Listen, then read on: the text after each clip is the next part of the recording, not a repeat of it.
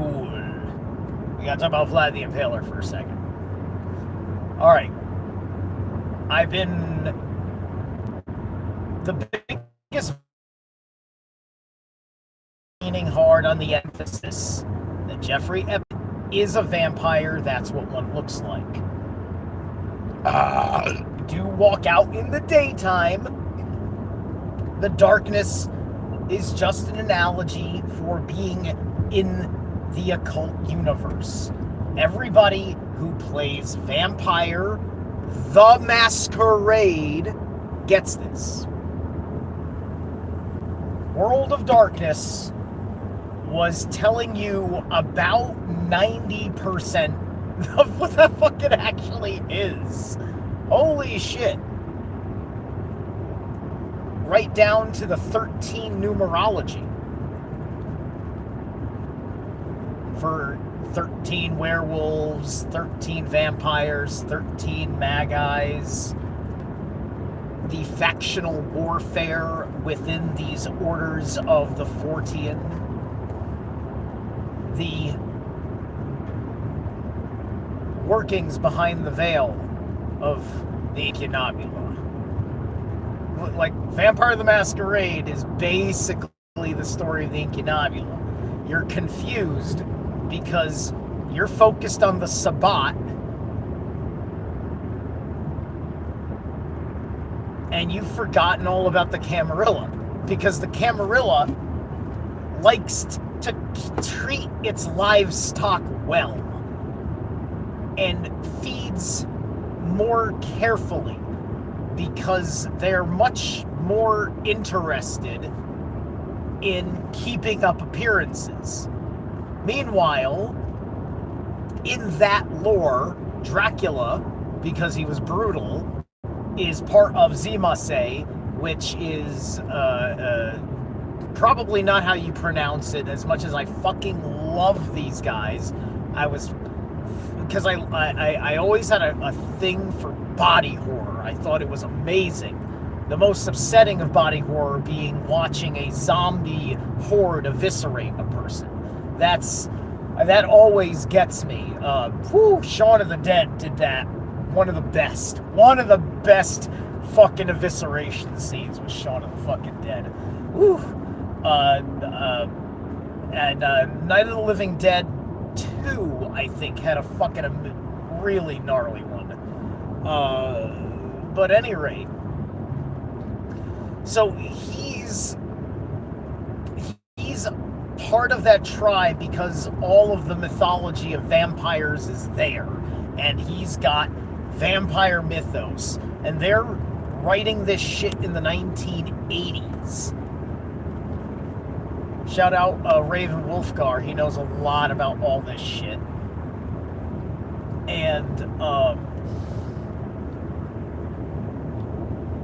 with real care of the precision of the overlay of how this near your world works, with built-in mechanics for consideration of, do you want to use the 1989 book to base a game that you're going to have take place in 2026? How about in 2040, right? There was various imaginations based on near and far tech where you had seamless integration. Plus, I mean, the game was also coming online around the time of cell phones. And so just imagining that your cell phone could do everything by a certain point was just, it was just like we were on our way to the Star Trek tricorder. So anyway, the Fleshcraft thing, which was the wildest thing about Zimase, of all of the fucking major characters in their lore, Dracula is the least like any of them, and he doesn't use that discipline. For him, he doesn't have vicissitude on his fucking list. I don't even think he has level 1 vicissitude, or maybe that's all he had was level 1. I was like surprised. I mean, I guess it wasn't that surprising because I wouldn't have felt there was a place for that ability at all, and that's like number one trademark. They take vicissitude in that clan because they adore the monstrosity of art. They adore it. They do modification on themselves to look alien as fuck, or they revel in making other suffering fucking persons and creatures into part of their dominion.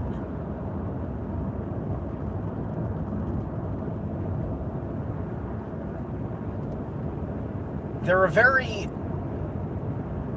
dark feminine group, I would say, because of not just that art craft, it is also because they have to, they must, I believe one of their deals is they have to sleep in their own soil, right? They're hardcore nationalists. It's so hardcore that they lose power if they do not get their day rest in their soil, which is Transylvania and elsewhere.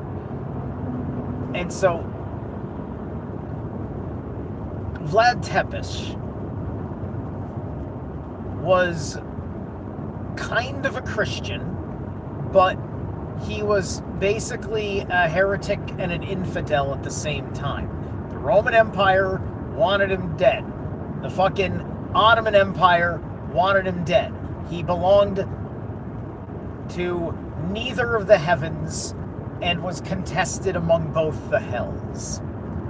So he used brutal fucking pagan tactics because he may have been a Christian, but he basically held on to his favorite old ways. I don't know if there was real human sacrifice outside of the POWs, where basically he went for a heathen level fucking retribution campaign. All POWs of this ilk are sacrifices. I could see him doing that as a sacrifice to Heimdall, to be honest with you. So he was a dragon man. He was a dragon soul walking around in man incarnation. He has the bloodline for it. That's why he is known as Dracul. And he has an animal kinship known to him. That is because he keeps the heathenry there, right? And vampires can be heathens, of course. But real vampires, monsters like Jeffrey Epstein. We're talking about the real Dracula now. I use Vampire the Masquerade is a beautiful fucking connective tissue. Hey, Corey's here. I'm so glad he's here in this one.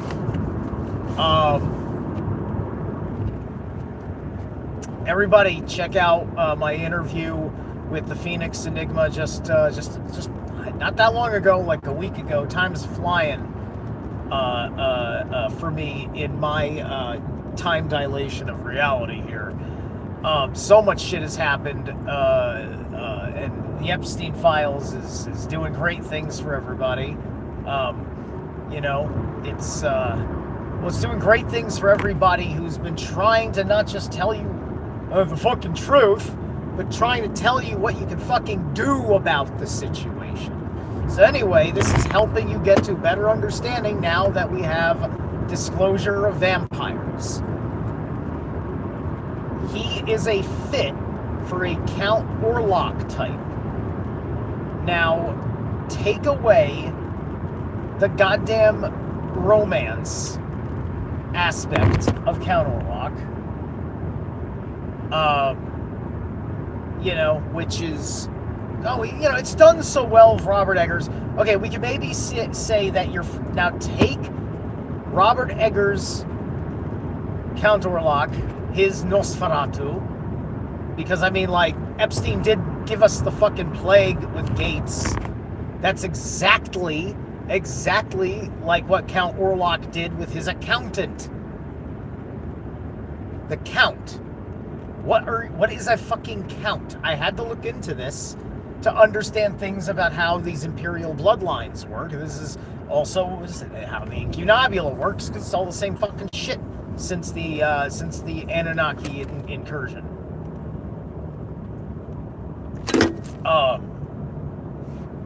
You're like the nephew to the emperor, or the nephew to the king. So after I figured that out, I was just like, I was reflecting on Nosferatu. So who's his uncle? Who is Count Orlok's uncle, or was his uncle, before he became an immortal Solomonic necromancer? Right? This is Solomonic. You know, like, he's not just talking to demons, everybody. He's got angels in his keep too. These angels and demons, on this understanding, if an evil man can get a hold of it and fucking lean it to its will, you can't have the same fucking relationship you've had with it, because you just think that it's this portion of the will of the higher fucking force that you are confusing with the mythology within the Bible. Because there is a distortion of what you think that heaven is. And it's not very much like the heaven that you're imagining, which is part of the egregore world that they've constructed out of the tampering in the Bible, right? Because fucking Vlad the Impaler was under a lot of stress from somebody shoving a Bible in his face from one direction, a Quran in his face from the other direction, and he's probably knows all about what he's heard about the people that talk about what would later be understood as the Talmud that were in his fucking country. And so he gets the demonization process. This is also, if they're fucking intelligent and they want to make a good fucking movie, Doctor Doom will be portrayed in exactly the same light, because Latveria is basically the same thing as Transylvania, and the whole fucking world is one way or the other. Doctor Doom is... People love Doctor Doom because he rarely has a fucking alliance with big fucking things, because everything is about protection and the integrity of Latveria. He fucking loves that place. There's a whole classic Fantastic Four run from like the early 90s or late 80s or something, where the Fantastic Four actually have to fucking liberate Latveria from the globally installed leader of Latveria, who was terrible to the Latvian people, and the Latvian people were crying out for Doctor Doom to come fucking back.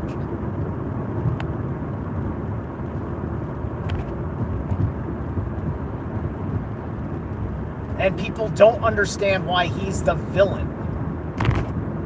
Because he had to fucking protect something precious to him. And they wanted us to forget how precious family can be. And maybe they are going to tell a good story, because what's Doctor Doom doing in each of these fucking trailers? He's going after an Avenger that's had a child. Just like Reed Richards has a child. He's like collecting chosen ones or something. Where, there's all sorts of assumptions about what he can be doing. And if they want to make the movie properly, assume that he has Latveria's interests at heart, and so it could be he destroys everything but Latveria. Whatever it is, he has to protect his country. And his people. And his people. does he militarize the Latverians? Because in the comic books, it's all just him and his industry-making robots. And naturally, the world doesn't want the Latverians helping Doctor Doom do his industry thing, because he's obviously running a fascist dictatorship, just like the structure of a national socialist country, such as Israel. Israel is a better example of the tyranny of Nazis than Germany. We shall now on refer to the Nazi model as the Israeli model, as the Zionist model. And Minnesota is a test run for somebody, and I am convinced without proof, so therefore I am speculating that there is a paramilitary with some form, with proper kind of policing experience, but no experience in border patrol style duties within the American interior. And fuck Trump for being blind to it on purpose.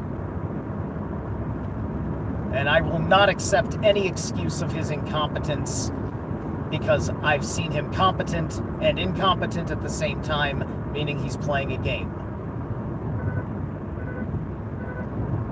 Joe Biden wasn't playing a fucking game. Everything had to be fucking short and sweet, and because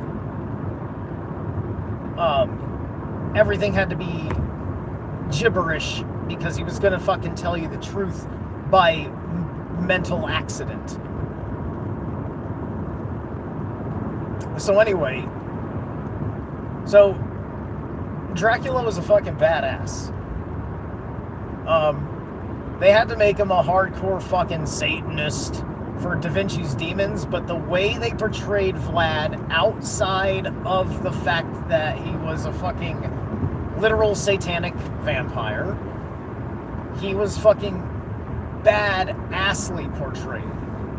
One of my favorite TV production level Dracula interpretations, and he has, I think, an episode in both. I think he's got an episode in season 2 and an episode in season 3, and that's it. But it's juicy as fuck. I love that series.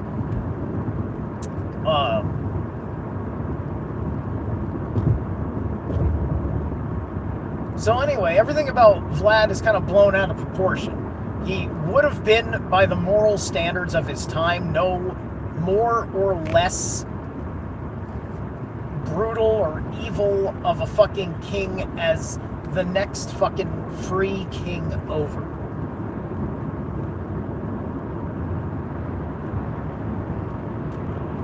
But there was a plot to, replace various bloodlines because of how they hijacked the rabbi system, which was part of the Hyperborean system by name.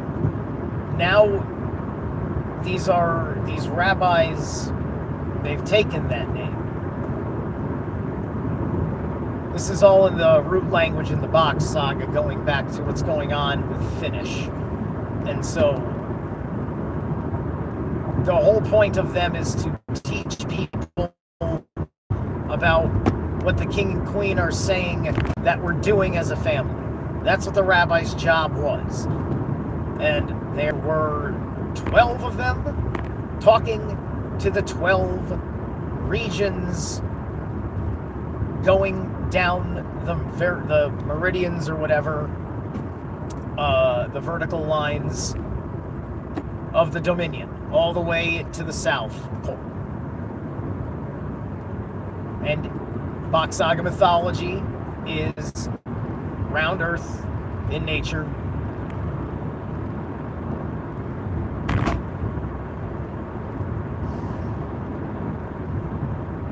And it's one of the few mythologies, as old as it is, that has so many self-verifiables to it that that it's quite extraordinary that it does acknowledge Around Earth for being alleged to be the earliest, the first of stories. And it's a mythology, but it blends so seamlessly into history that I think it leaves your mind at an adult level of intelligence to interpret where the blend takes off, right?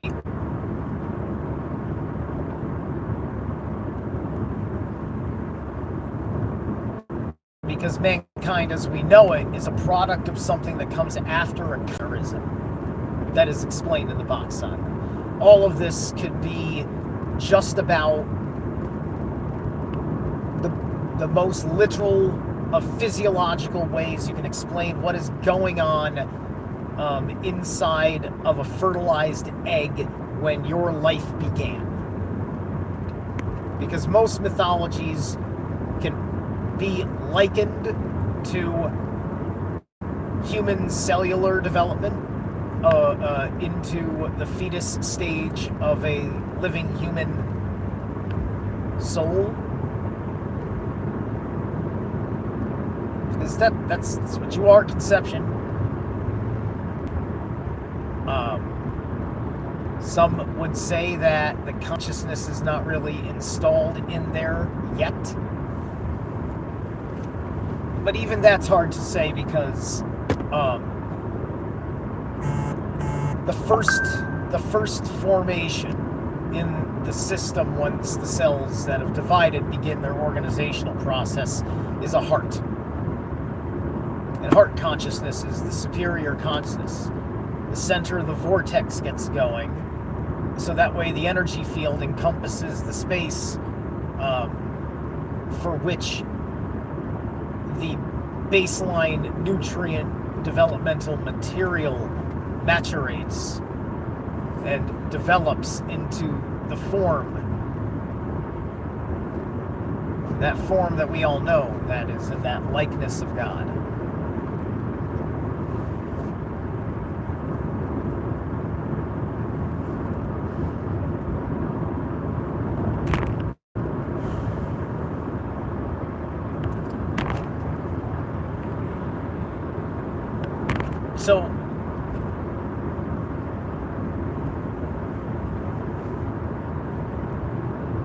So the vampires were trying to get him because he had what it took.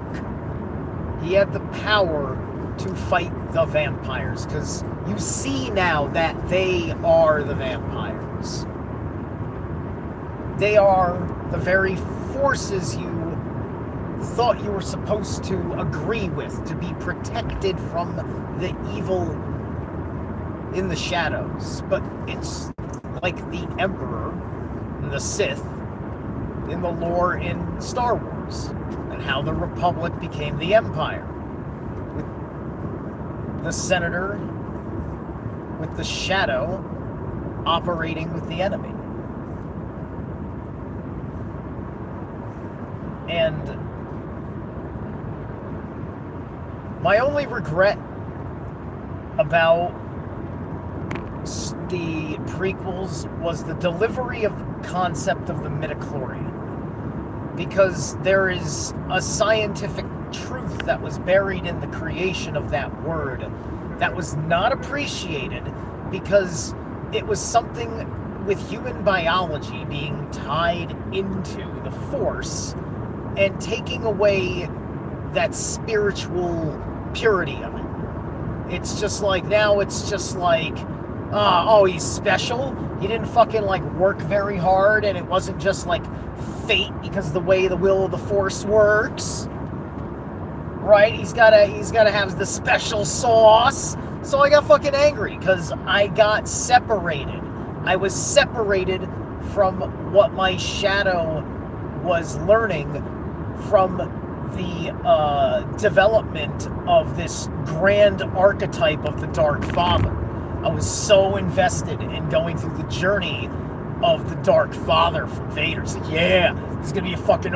Everybody, every fucking body he and Boba Fett are competing for superior lore, and Boba Fett's not a space wizard.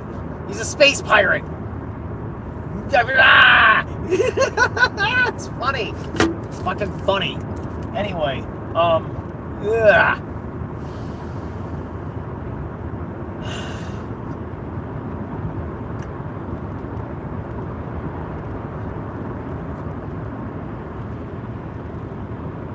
So, Dracula is the model. You have to terrify them.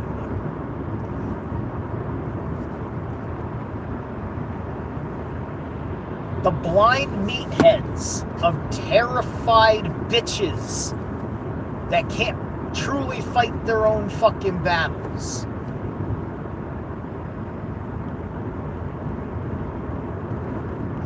Being capable of forcing them to see their fate before they cross the line. Everybody gets that. Everybody gets that. But they still don't want to let go of him being the bad guy because somebody thought you could fucking negotiate with crazy. You're talking about two wildly hypocritical right-hand path psychos at the pits of the Dark Ages, trying to rip this quaint little pagan living fucking Christian nation. That's what it was. They were like Christians, but they still lived in the old ways. They just did it all in the name of Jesus. That was kind of basically the profile, and probably extraordinarily pagan tolerant, like the way Iceland always is. At this point, it's more like they're being tolerant to the fucking Christians, which is a great paradigm shift. Can you fucking keep it? Because I don't like how my fucking country's bullying Europe around, but Europe, I'm glad you've woken up now, really lean into Thor, because we kind of need you to get in gear over here.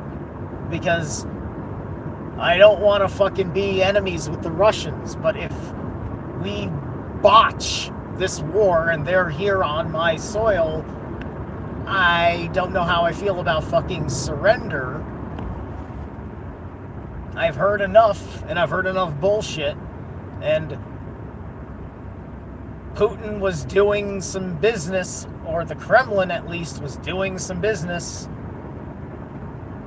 with Epstein. I've seen that in the files, confirmed with thine own eyes.